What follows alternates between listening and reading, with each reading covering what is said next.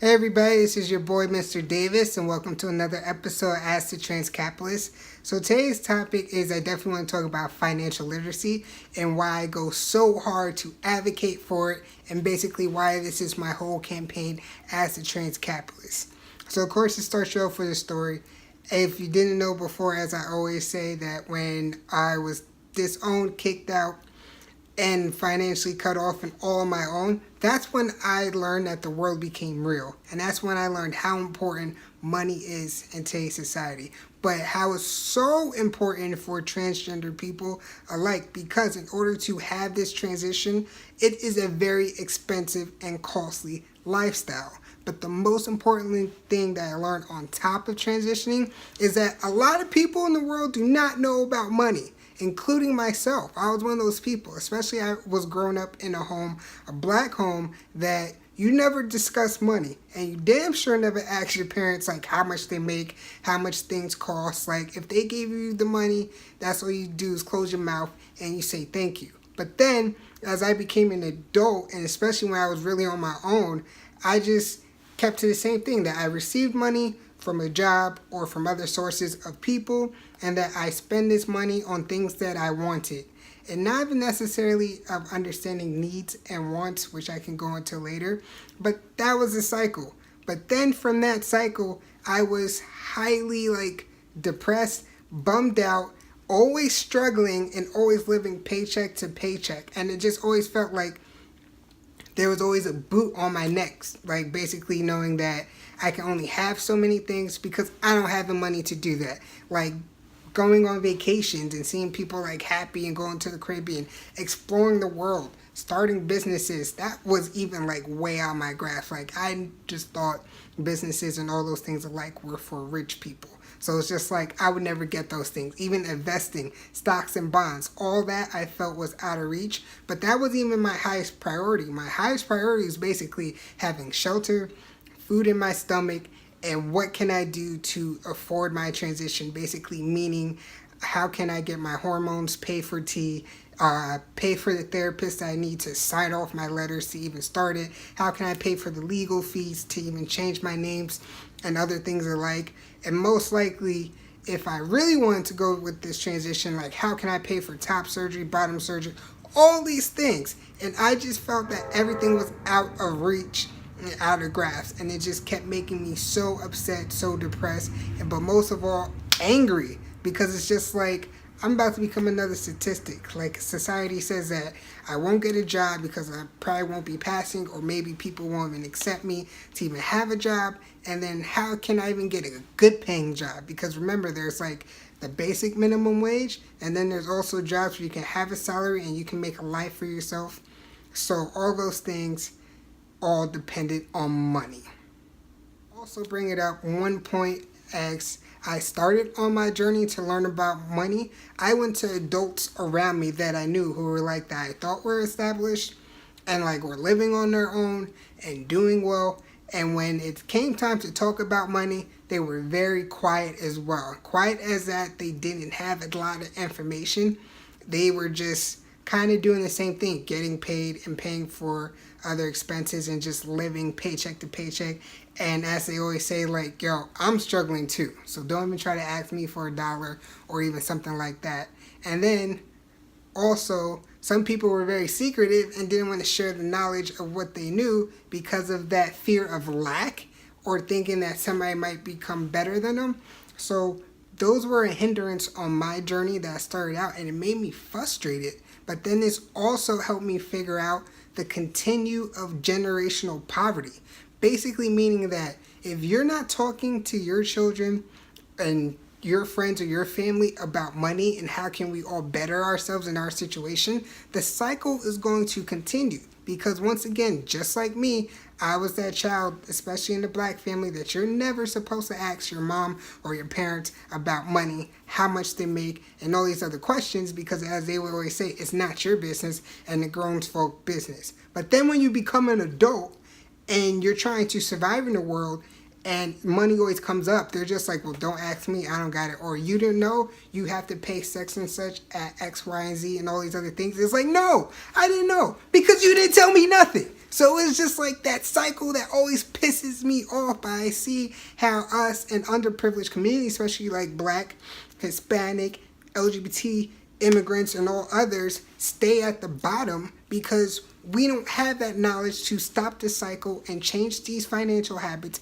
and get us to where we need to go. So that is one main reason that you need to understand and wake up about why it's important to learn about handling money, managing money, what can you do to protect yourself and live out in the world. Second reason that came up why financial literacy is so important is that understand some people use money as a form of control. Like I was a victim to that as well. Like my mother would, since she was the main breadwinner in our family, like if I was acting up, or especially when I was transitioning and knew that she didn't like that because she was against it and everything, she would be like, oh, well, I'm not going to give you that, or I'm not going to give you this money. And she literally told me, like, don't expect a dime from me if you want to continue this transition. And I was just like, you know what? I don't need your money then. I don't like that form of control, and especially in other relationships too, where I've been a victim of it and I haven't done the toxic masculinity. So she thinking like, oh, you're a man, I'm going to provide for you and pay for women and all these other things. And then women become dependent on you and they feel that toxic masculinity. Well, it'd be like, well, you're supposed to provide for me. All that does is cause stress, because especially as the man I thought I was, and I'm in that situation and I'm in a financial crisis, my partner can't help me because she depends on me. And then she's yelling at me, expecting me, like, oh, why can't you provide? You say you're a man. And then it just causes more problems. And remember, 90% of relationships fail because of money. Remember that. So money is a huge factor. So on top of controlling, don't let people control you, as I always say. So learn to become independent and take control of your finances, and never let somebody take advantage of you in that aspect. If somebody says that, you know what, I don't want you to leave, or you have to stay with me because then I'm not paying for this, or how you expect to pay for that, then that is a huge alarm for you to get up and leave that relationship right now, because that is not healthy, and that gives you the opportunity to better yourself and take control of your finances where you don't need nobody. Just like I'm going to teach my daughters alike, just like teach my sons and all my family alike. Never let money be used as a form of control for you. And the way you combat that self is learning to become financially independent from that person and taking care of your stuff. Basically taking care of your business. And lastly, another great reason to become financially literate and independent of yourself is that, remember, after health, money is very important within this world. We live in a capitalistic society, and remember, I'm not for capitalism. If there's a better way, which there isn't, but this is the game that we're living in, America's capitalism, then we need to wake up and learn how to play this game as everybody else does, because you do have people who are abusing the system of capitalism, like the 1%, and are not helping others. But at the end of the day, they learn that game to get themselves to become the 1%. So this is why I took it upon myself to learn all the knowledge I can that they're learning and give it to us, give it back to our community. Because when you are in control of your money, it eliminates stress.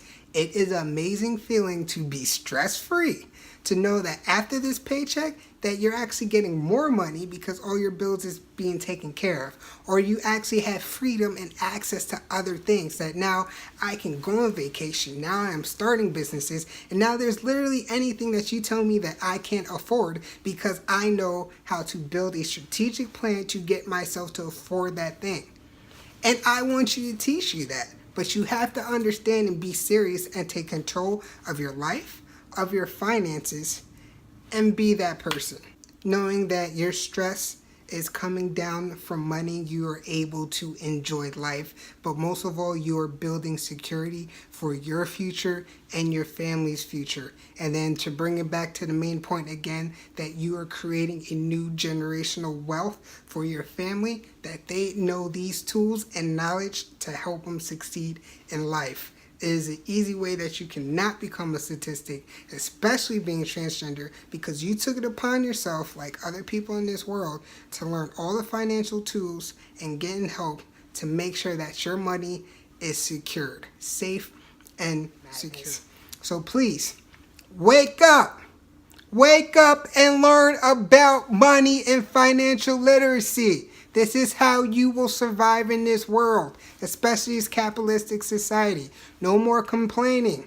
You can do it. I believe in you. I am a black transgender man who is very successful, who has money, who has security, who's living a fabulous and great life. If I can do it, and I had absolutely nothing, living on couches, fighting with parents, having no love, no support, and I came up here where I have a master's now in finance, I have 2 successful businesses and growing, and I'm happy and enjoying my life, you can too. And I am here to help you prove that.